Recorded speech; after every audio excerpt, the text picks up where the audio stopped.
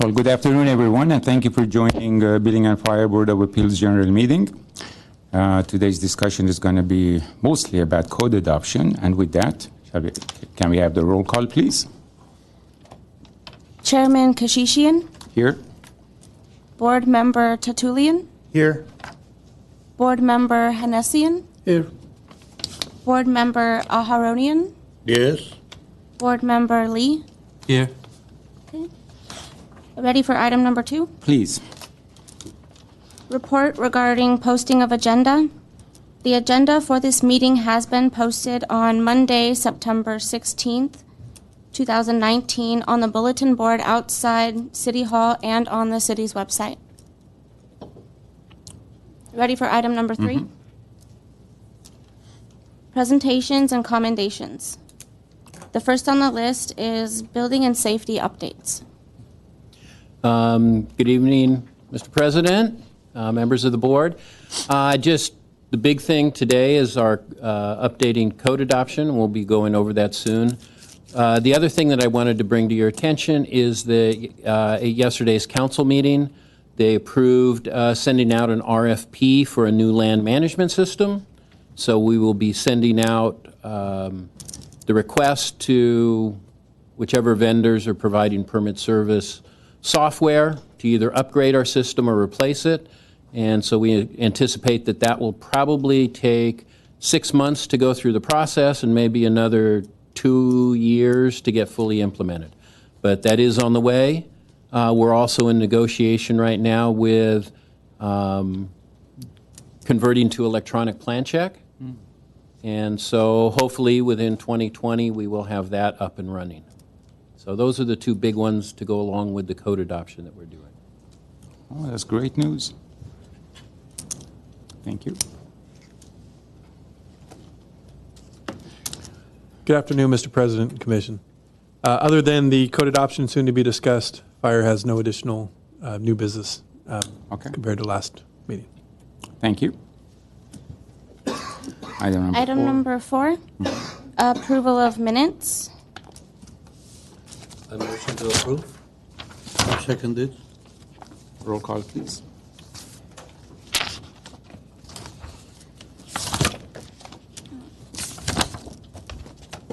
Ready for item number 5? Roll call. A roll call. Roll call, yes. Chairman Kashishian. Yes. Board Member Tatulian. Yes. Board Member Hanessian. Yes. Board Member Aharonian. Yes. Board Member Lee. Yes. Ready for item number 5? Item 5, yes. Oral communications. Today we have none. Okay, thank you. Item number 6, old business. Today we have none. Okay. Item number 7, new business. The introduction of proposed local amendments to Title 24 CCR for the 2020 Glendale Building and Safety Code. Again, this is what we're here for today, is to introduce this to you, get your comments, show you the work that we've had done. Yes, it is that time to go through this. We go through this every 3 years. How much is changing? The city is really not proposing very many amendments other than what we had before. We do have the amendments that are included in the international code changes, and we're keeping those as they're adopted by the state. With respect to anything really new, we've looked to remove a lot of the things that we had before if they weren't necessary. And I believe we have one new addition this time that allows an exemption for shade structures for playgrounds and things like that, where the strict code interpretation was a little restrictive, and we came up with a more reasonable option. Let's see, the local codes, a little bit about why we're here. Health and safety see, do we have it up there? There we go. There. Is it up there?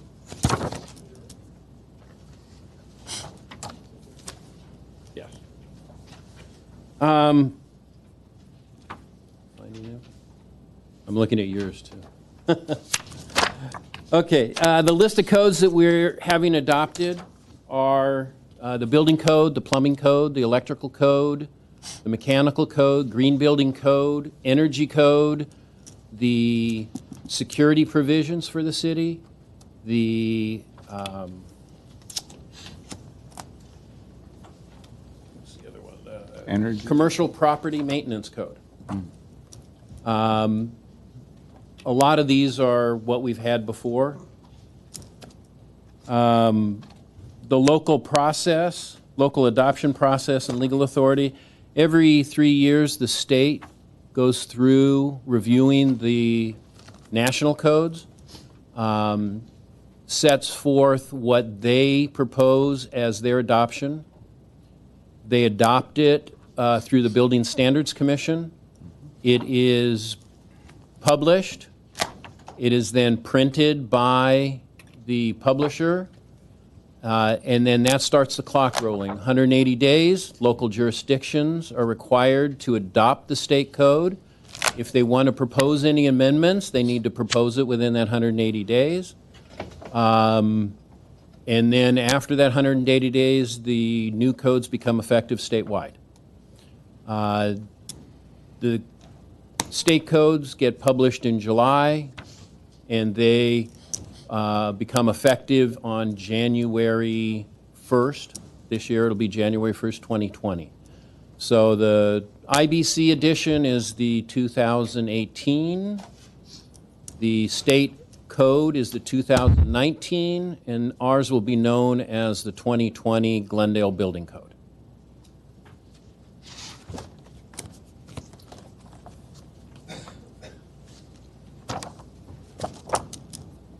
Go through these. There is a difference between administrative provisions and building standards. The building standards are those that govern the construction of the buildings. The administrative standards are how we enforce it. There's a distinction. We are only required to adopt the building standards. We can adopt any administrative standards we want. We do utilize the state's framework for administrative standards. We do have a few amendments in there, but for the most part, we make it very simple so that everyone that's building anywhere in California can follow our code also. That's great. We talked about the 180 days. These are the 9 volumes of the City of Glendale Building Code. So we have the building standards, the residential standards, existing building standards, plumbing standards, mechanical standards, electrical, housing standards, fire safety standards, security standards, commercial, industrial, property maintenance code, and then the green building standards.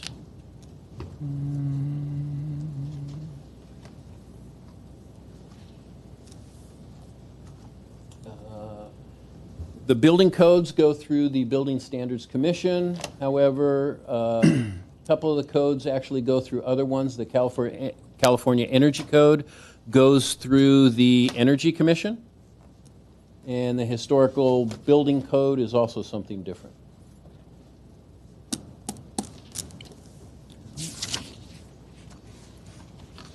And now I'm going to turn this over to Chris Agus, who is the building safety staff member who has organized that document in front of you. We rely on him a lot. He's done outstanding work. He did it last code adoption, and so that's why we were lucky enough to have him lead this effort this year. So.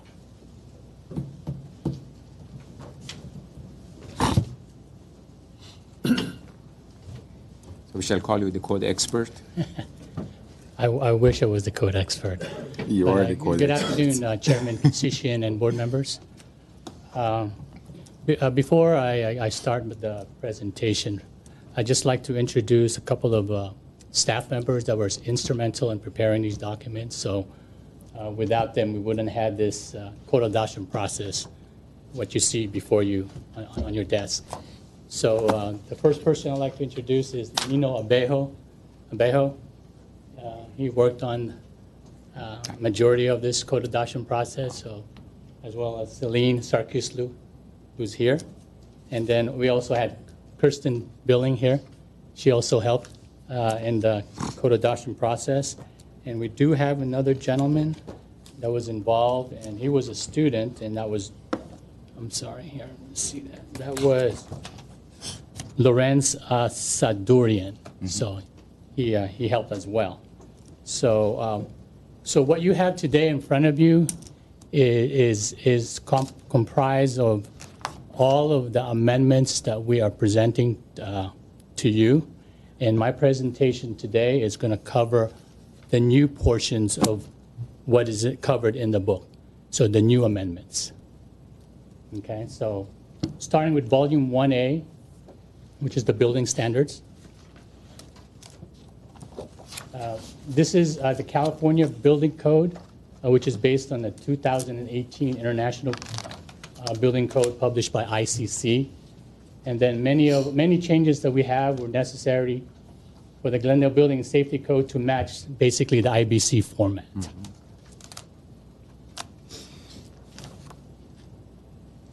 Okay, so volume 1A, the administrative portion.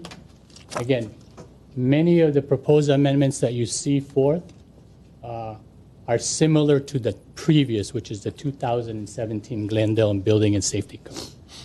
So Chapter 1, Division 2 amends to address these some of these items here: fee by council resolution, permit requirements, expiration renewals, reinspection, unlawful acts, as well as building and fire boards of appeal, hazardous buildings, penalties,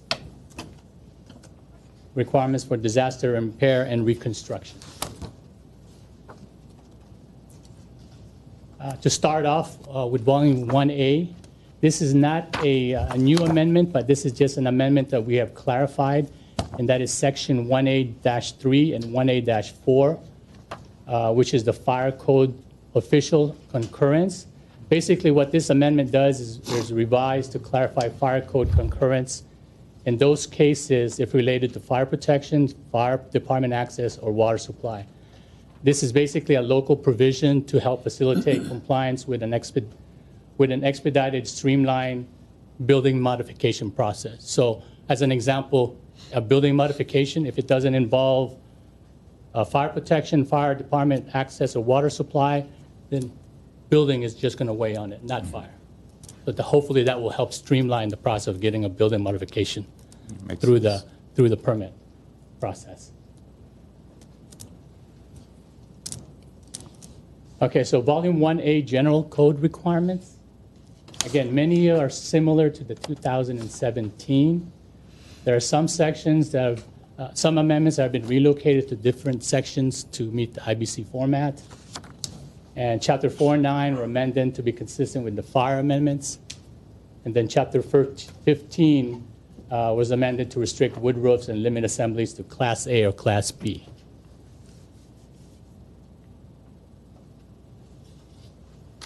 Okay, so this is our first new amendment. And this is Section 1A-29. Basically, this is a definition, and you'll see some of this later on in the presentation. And this is basically a new amendment to address a new word, which is intermodal shipping containers. Okay, so we're bringing that into the code this year. It is in the 2021 code, but we want to get a head start. So anybody who wants to repurpose intermodal shipping containers, we will have that in the code. Okay, so this amendment adds and clarifies various terms used within the chapter. Okay, so this is one of the sections that Jan touched upon, which is section 1A-93. And this is membrane instructions used as shade covers for specific uses. So this is new to the 2020 Building and Safety Code. And again, this amendment allows the use of membrane structures less than 20 feet above grade to be installed as a shade cover at like I think a couple of examples are car wash drying areas, auto detailing areas, and or over playground equipments. And there are specific conditions in the amendment.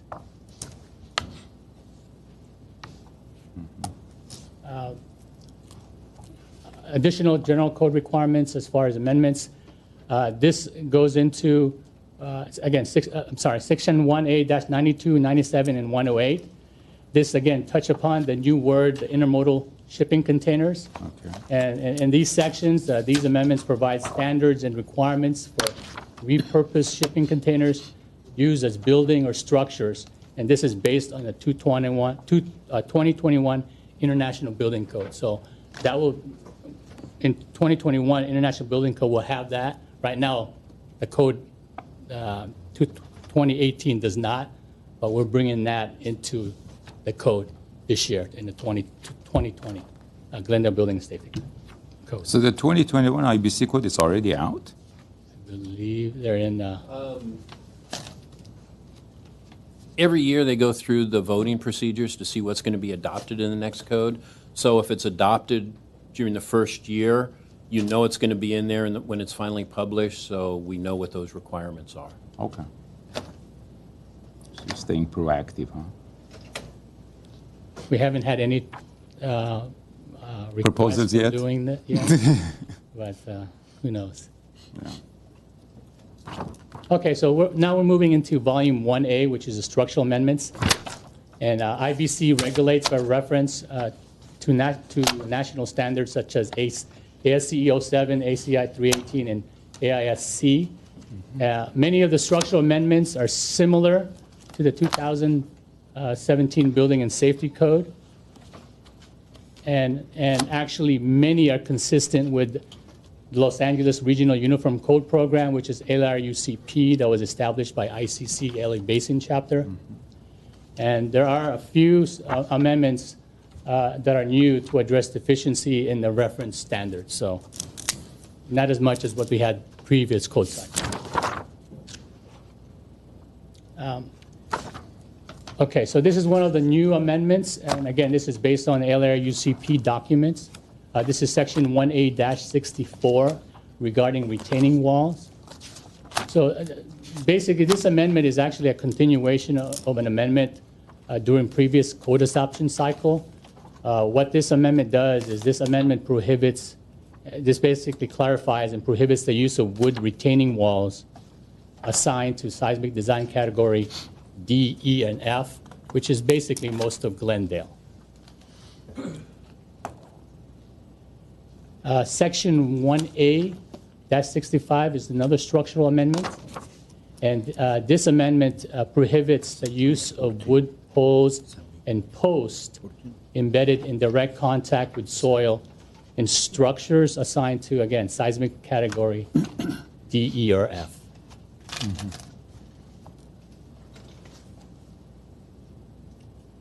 Okay, so our next section in Volume 1A is the grading standards.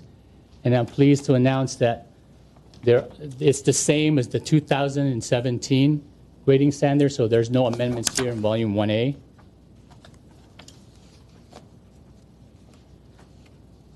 With that, the next volume is Volume 1B, Residential Standards. And Volume 1B is amendments to the 2019 California Residential Code, and it's based on the 2018 International Residential Code, which is published by ICC. So the residential standards applies to 1 and 2 family dwellings up to 3 stories in height, including townhomes up to 3 stories, and it includes live-work units complying with Section 419 of the CBC. And this excludes structural requirements for hillside projects and wood frame construction greater than 1 story. And again, all the proposed amendments in Volume 1B is the same. And actually, we only had 1 amendment in Volume 1B.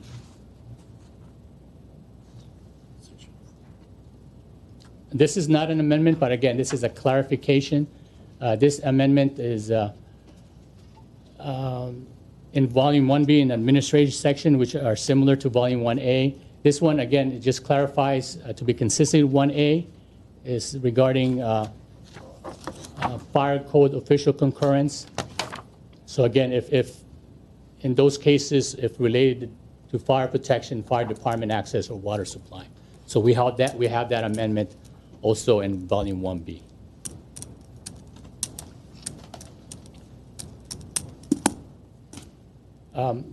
Volume 1B, many of these, again, amendments are similar to 1A, and they're necessary to be consistent with the 2017 Glendale Building and Safety Code. Chapter 3 was amended to be consistent with the fire code amendments. Chapter 4 was amended to reference the California Building Code Appendix J for grading requirements. And Chapter 9 amended to provide requirements for the installation of roof coverings and solar photovoltaic panels and modules.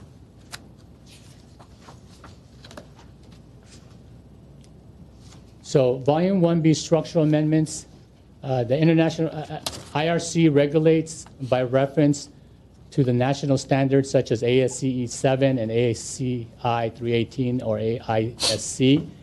And many of Volume 1B structural amendments are the same to the 2017 Building and Safety Code. This is the only new amendment to the structural amendments in Volume 1B. And this is Section 1B-69, which is deck requirements. And actually, this amendment is in the Volume 1A. So this is the same and consistent with Volume 1A in Section 1507.3.1, which is 1A-45. And this amendment requires concrete and clay tiles only to be installed over solid sheathing. Okay, with that, we're moving on to Volume 1C, which is the existing building standards. And the existing building standards is amendments to the 2019 California Existing Building Code, which adopts portions of the 2018 International Existing Building Code California amendments. And the proposed amendments are similar to the 2017 Glendale Building and Safety Code for Volume 1C. So most of the Volume 1C's amendments are contained in the administrative provisions located in Division 1, Chapter 1, Division 2. And like I said earlier, many are similar to Volume 1A of the 1A and 1B of the 2020 Glendale Building and Safety Code. Proposed amendments are similar to the 2017 Glendale Building Safety Code, and there are no new amendments being proposed for Volume 1C. Volume 2, which is the plumbing standards. Plumbing standards are amendments to the 2019 California Plumbing Code, which is based on the 2018 Uniform Plumbing Code published by International Association of Plumbing and Mechanical Official, IAPMO. And in Volume 2, the proposed amendments are similar to the 2017 Glendale Building and Safety Code. And in this volume, there are no changes to the plumbing standards. So it's a carryover from the previous code adoption.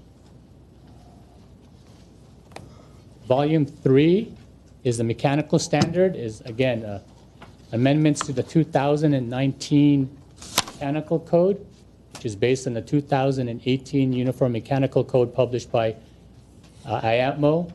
And the proposed amendments here are similar to the 2017 Building and Safety Code. And the proposed amendments included in this packet are for administrative purposes only, so there are no mechanical standard amendments. And as far as significant changes, there are no significant changes in the mechanical standards as far as amendments.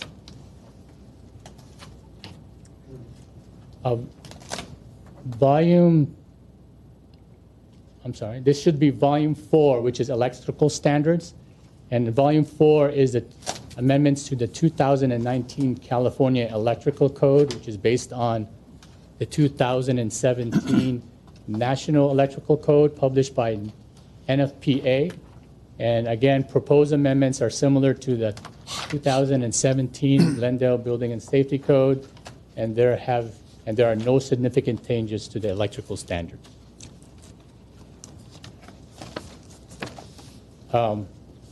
Volume 5, which is the housing standards, which is based on the California State Housing Law, which we continue to adopt, the 1997 Uniform Housing Code, as it's adopted by reference. And the proposed amendments here are similar to the 2017 Glendale Building and Safety Code. Okay, with that, we're going to move ahead to Volume 6, which is the fire standards. And I'm going to turn over the podium to Jeff. Oh, I'm sorry, Giovanni. If I may quickly, President and Commission, I would like to introduce, we have a lot of our personnel here that are available for questions after. First up, we have Javon Diaz. He's our Principal Fire Environmental Safety Specialist. We also have Assistant Fire Marshal Doug Nichols. We have Fire Protection Engineer 2, Jeff Halpert, and we have our Fire Inspector in charge of VMP, Jeremy Kahn, available for questions. Thank you. Chairman Constitution, board members, thank you for your time. My slide is just the first one, but since it accompanies the part of the shop that I oversee, that's why I'm here with you. The fire standards, fire administrative provisions and definitions, they're the same as they were in 2017, so we'll be adopting them.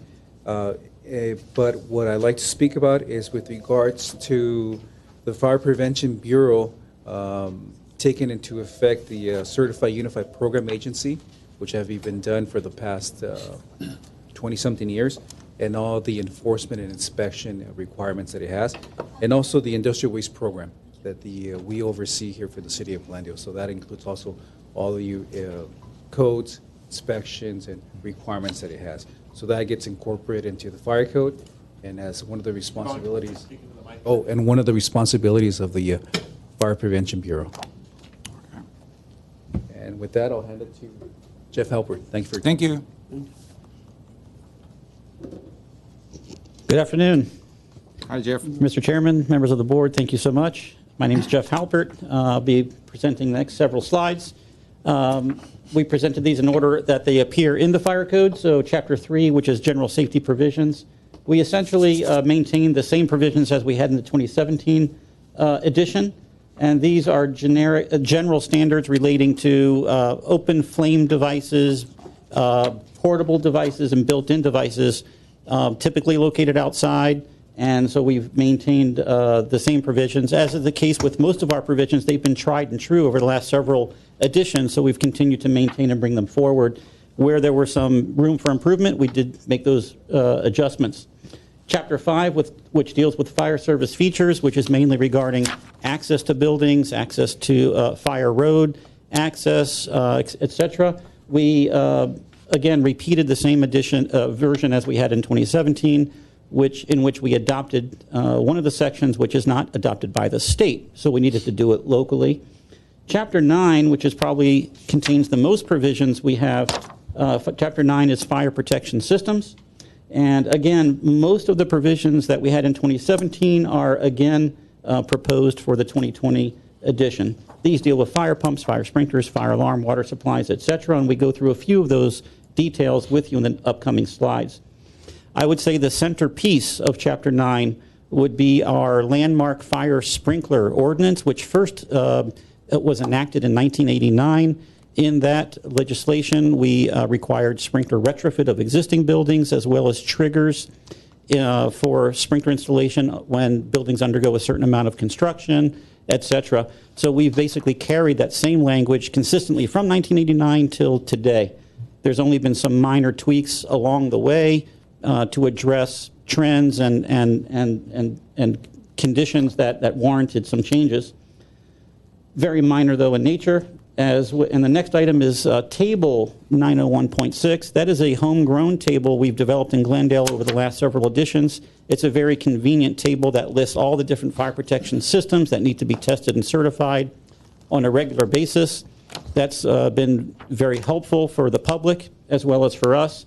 We made some minor additions there just to add some systems that were inadvertently not included in the past, including radio coverage systems, which is only a few additions, appeared only in a few editions of the fire code, and fire pumps. The charging language section to 901.6 remained unchanged with the exception of one new sentence that we added. This has to do with the transmittal of fire protection system certification reports to the fire department. In the past, we allowed the transmittal of those reports to come to us in any manner the contractor deemed appropriate. If they wanted to mail them, they wanted to email them, drop them off in person, etc. So we've joined many other cities throughout the country and in the region in which we've contracted with a third-party vendor, a software company that now in which the contractors will upload all of their data and reports through the vendor, the software, and that gets transmitted to us. So it's all electronic now, and we just updated this code section to reference that. 907.6.6 has to do with fire alarm systems. Another landmark requirement that was initiated back in 1989 had to do with fire alarm systems, in which the city of Glendale required that all fire alarm systems that are installed had to be installed by listed contractors, by a third-party national testing laboratory such as Underwriters Laboratories, UL, and they also had to certificate that system through the national laboratory like UL, and that maintained a level of responsibility between the installing contractor and that fire alarm system throughout the life of the building. We've basically maintained that same language since 1989 with one minor improvement that we've made here that we're proposing, and that is that the code allows several different methods of monitoring fire alarm systems. And what we've done is we've limited that choice to central station service. That is a specific term referenced in the national standard, which is adopted by the state of California. And I'm speaking about NFPA 72, that's the National Fire Alarm Standard. And in that chapter, in the NFPA 72, it already incorporates the same requirements we had been requiring, listing and certification. So by just referencing that specific section in NFPA 72, we essentially obviated the need for us to spell out that certification and listing requirement. Continuing on the subject of fire alarms, we have 907.11, which is a continuation of the same theme regarding the certification and listing of systems. And we also carried our 2017 language forward with some minor improvements, and that is we've added some clarification for existing systems that undergo significant alterations. We now have that as a trigger for requiring this high standard of listing and certification, as opposed to having it unstated in the past where it was very ambiguous and there was a lot of inconsistency in how we carried out fire alarm reviews and inspections and requirements for existing systems. Chapter 10 is a mirror image from the building code. So the only amendments we have here are those that were promulgated mainly in the building code, and they're copied here just for consistency purposes. And last but not least, before I turn the microphone over to my colleague, Chapter 20 deals with aviation facilities. Why are we dealing with aviation facilities? That's because in Glendale, even though we don't have any airports here in town, this chapter also deals with helipads, heliports, etc. And we used to require high-rise buildings to have emergency helicopter landing facilities.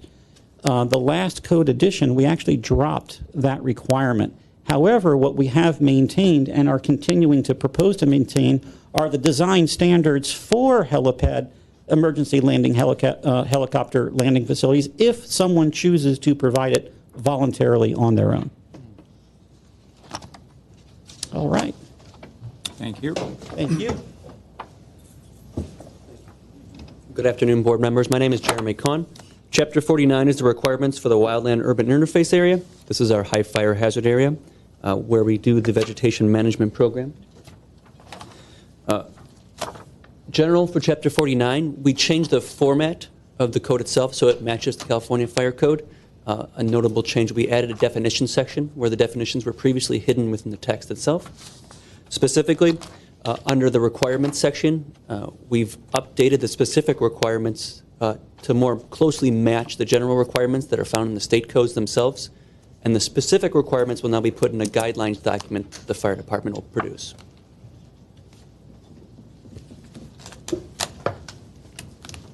That's all. Oh, There's 2 slides, but I covered the 2 items, which is the general format change and the format change to the requirements already. okay. Thank you. And I'm back for the continuation of the fire code. We have a couple of appendices that are included on our amendments, including Appendix B, which has to do with fire flow requirements for buildings. We didn't propose any change here from the 2017 edition. We just believe that those were very effective, so we carried them forward. And then the last slide is Appendix C and Appendix D. Appendix C has to do with fire hydrant location and distribution. Again, same amendment as 2017 code. We tightened up the spacing requirements for fire hydrants consistently for many, many years, so we're just maintaining that requirement. And last but not least, Appendix D. Appendix D is really a companion to one of the provisions we have in Chapter 5, which has to do with fire department access to buildings. In that chapter, it says we need to provide fire department access, including roadways, etc. Appendix D is really the expansion of that requirement that has specific diagrams and more specific provisions and details. That appendix is not state adopted, so we had to adopt it locally in order to incorporate those provisions locally. I thank you very much for your attention on the fire code, and we'll remain here in case there's any questions on our code. Thank you for the presentation. I will finish up with the last few of these. Questions. Volume 7 is our security standards. That is a city-written one, no changes to that. Commercial Industrial Property Maintenance Code, same thing. It's a city-written code, and there's no changes to that. Number 9, or Volume 9, is the Green Building Standards, and we're not recommending any changes to that. So the final thing is our final timelines.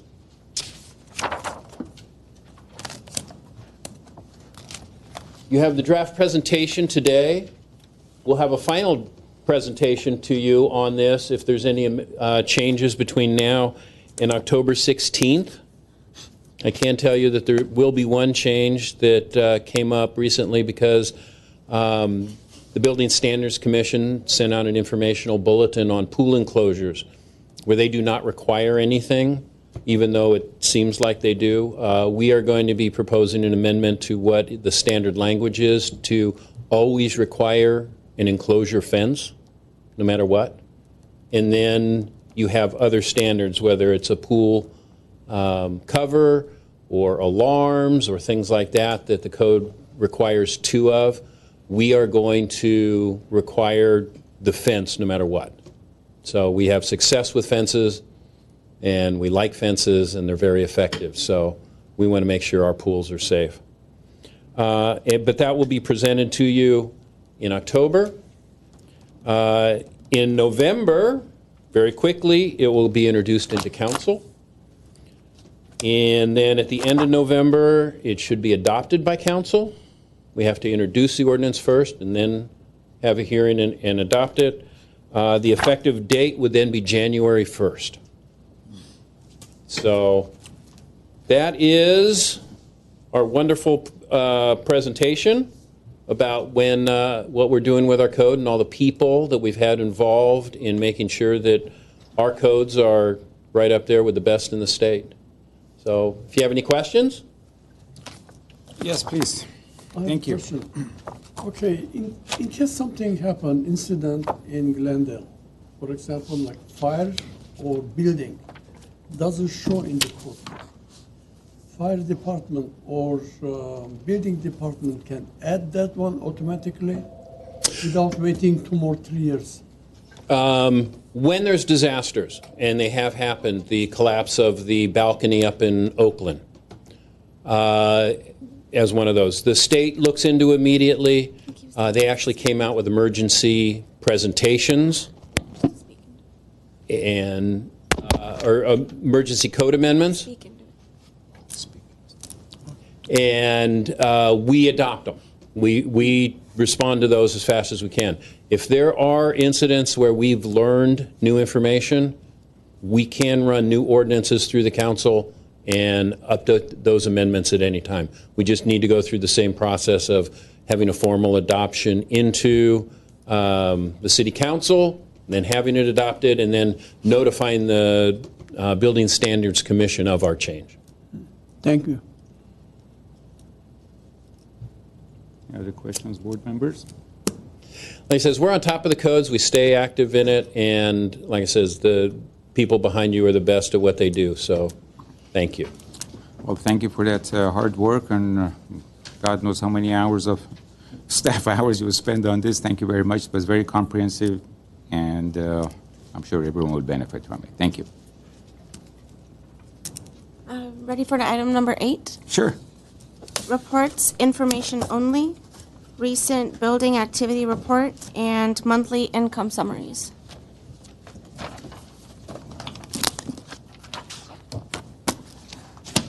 If you have any questions, I'll be happy to answer. Okay.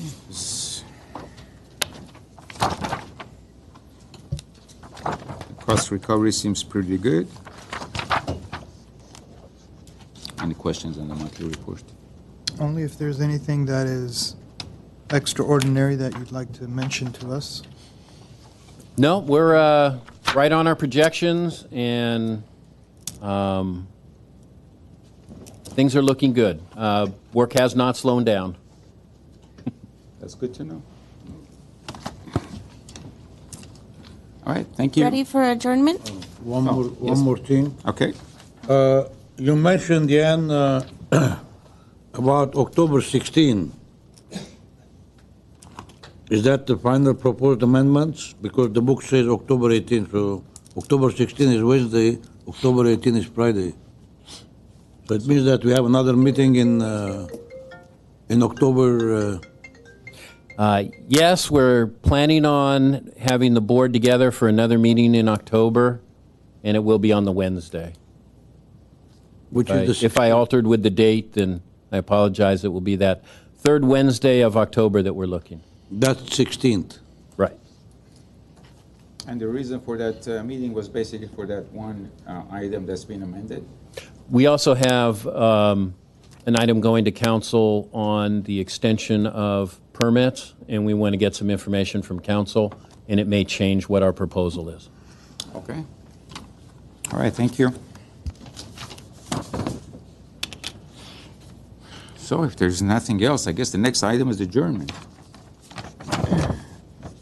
In a motion to adjourn? I'll make the motion to adjourn the meeting. I second. The meeting is adjourned. Thank you very much, everyone. Thank you.